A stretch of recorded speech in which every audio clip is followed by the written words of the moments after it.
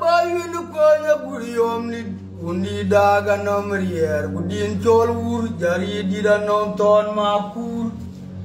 Bayun konya guriom undi daga nomrier budin chol wur jari dida nonton makul. Motung tom ngajung rej long rier wa moy diari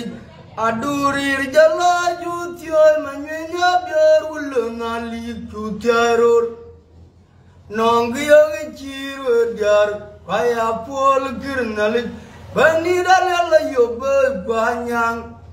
anyang tioy rabiunan oga jaja mod budal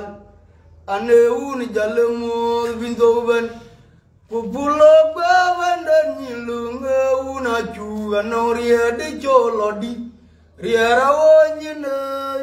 kwache balwel anye tuilo dia la kolnyen tewenyi wario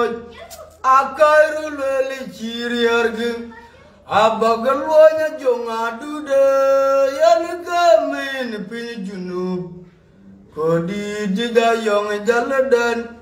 ina yang ada guru mariang ditpa wongol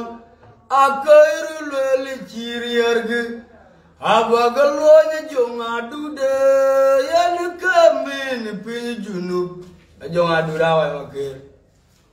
kodi didayong jaladan ina yang ada guru mariang ditpa wongol anulalo